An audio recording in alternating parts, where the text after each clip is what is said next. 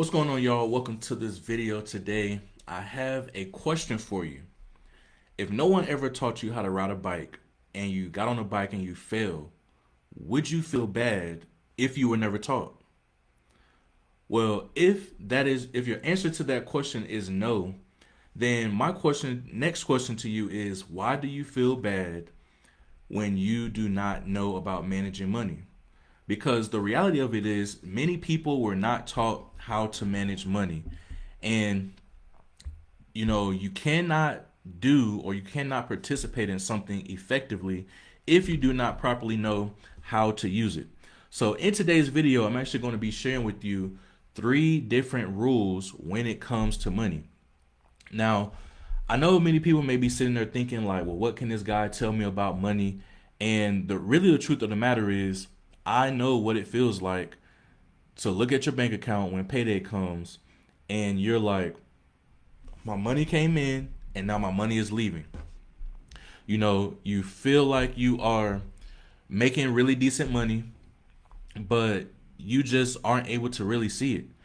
And a lot of people are having ambitions. A lot of people want to make more money, but it's really hard to do that because you are stressed out every time a bill comes and you don't know if you have the money in your account to pay it or if you actually even want to pay it. But that's okay because you can learn to do better and you can become better. Now, many people have tried, budget sheets. Many people have tried to skip corners, such as like stop going to get coffees at Starbucks, and they've also tried to um, cancel subscriptions and basically lower their expenses by lowering the smaller things. But in reality, what it actually really comes to is what are your largest expenses? Like your housing, like maybe your car note, maybe your insurance, and different things like that, because those are really the big factors that play. And although, yes, if you're going to get a coffee every week, that's $5 or $10 a day. Yes, that could potentially have some type of effect, but it's not going to have a huge major effect as your larger bills that are, three, four, $500 and more. So one of the things that I realize that a lot of people will start to tell themselves, or really that I would tell myself, are one, I'm bad with money. Number two, maybe I just need to work harder. Or even number three, maybe I'm not even built for wealth. Having the aspirations of being able to build generational wealth and then you keep getting these bills and it seems like you're not making enough money or you keep beating yourself up about not being able to actually have surplus of money at the end of the month. That can be very tiring. It can be very stressful, and it's very hurting for yourself, especially when you're playing the mental game. Now, if you were handed a paycheck but never taught how to turn it into peace, that's going to be very hard for you to make that transition. And everyone in the world was taught how to earn money, but never taught how to build up money or allow for money to grow. So when I started to realize that, or when I started to understand that, what I came to the realization of is the fact that this is a process and managing money is a skill set that can be learned. So I stopped beating myself up because now that I understand that I can learn this skill set, I have to be able to give myself grace, and you have to give yourself grace to go and learn the skill set of being able to manage your money and being able to grow your money. Now, when it comes down to it, as I stated before, I'm going to share with you these three different rules for money. All right. And these are actually three rules that I have actually learned from Warren Buffett. And the first rule is do not lose money. All right. Wealthy people protect their principal first and they don't chase high risk returns. So many people these days, they're looking to multiply their money, but they're basically putting money over there that they don't have to invest into crypto, into the stock market. And although, yes, you can get a pretty good return from those specific things, you want to make sure that you are only investing money that you can afford to lose. So, how do you actually apply this? Well, number one, don't invest in things that you don't understand. Number two, get insurance to protect what you're actually building. So maybe you are wanting to invest in the stock market, or maybe you want to get into mutual funds or things like that, there are different vehicles where you can actually invest in those things, and it can be protected by insurance, just like having a car insurance or homeowners insurance. The third thing is avoid debt that doesn't pay you. So some people will go and get credit card debt, and then they'll be sitting there and they're like, "Oh man, I'm in debt now." But what the rich do is they actually start to understand different financial vehicles that they can use, such as debt, to be able to go buy income producing assets. All right. So number two, what is rule number two? Let compound interest do the heavy lifting. Now I remember there was a saying that compound interest is the eighth wonder of the world. And there was a game that was played, and it said, would you rather someone give you $1 million, or would you rather have a penny that is compounded every single day, or that's doubled every single day for 30 days?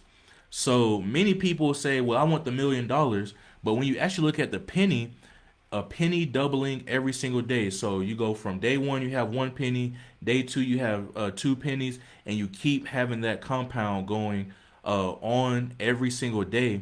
Now, by that penny being able to compound, doubling every single day, every day the new number is doubled, you will actually end up having more than $1 million after those 30 days. And that's the importance of actually having or understanding compound interest.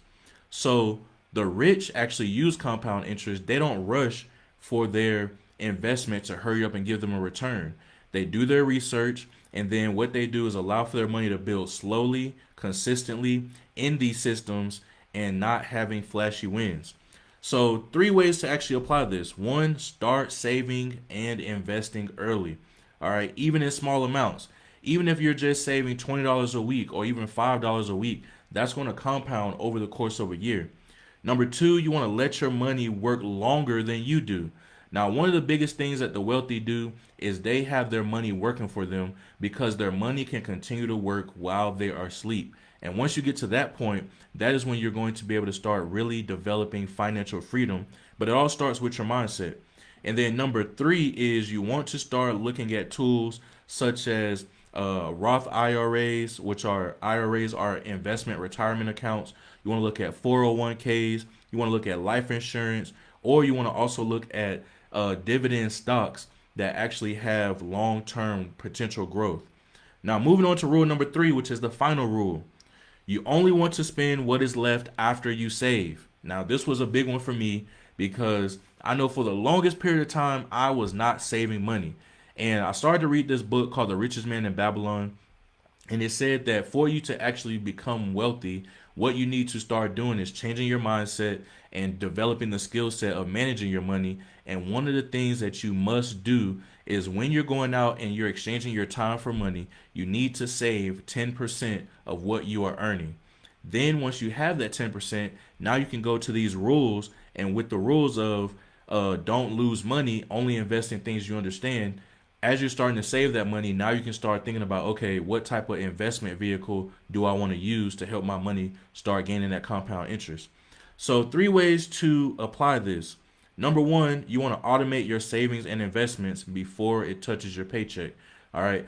This has really helped me, because I've discovered that when I don't see the money, I can't spend the money. Number two, you want to live below your means. One of the secrets that the rich actually do, which many people don't, especially the middle class, is the rich actually live off of 50% of their income. So if they earn, let's say, $100,000 a year after taxes, they're not living off $100,000 a year, or they don't have $100,000 a year lifestyle. They're actually living off of $50,000. And that's what allows for them to be able to grow their money. Number three for this is create a financial structure and not financial chaos. As long as you continue to just pay bills as bills come in, as long as you continue to just handle things as they come up, such as car maintenance and all those different things, and not actually preparing for it, you are going to be in a world of hurt, and you are going to be having financial chaos, because having money set aside for specific things is really what's going to help you be able to not only develop the skill set of managing your money, but it's also going to help you have peace of mind when it comes to your finances. So once again, as a recap, there are 3 rules to money. Number 1, you have to protect your money. All right. Number 2, let time and compound interest work for you and not against you. Number 3, spend after you have secured your savings. All right. Make sure that you are saving money every single time you get paid. At least 10% of what it is that you're earning. And if you're not able to do 10%, just choose a number that every time you get paid, you're going to put a certain amount of money aside, because putting a small amount is better than putting no amount. All right. So I hope that y'all found this video helpful, and I will catch you all in the next video.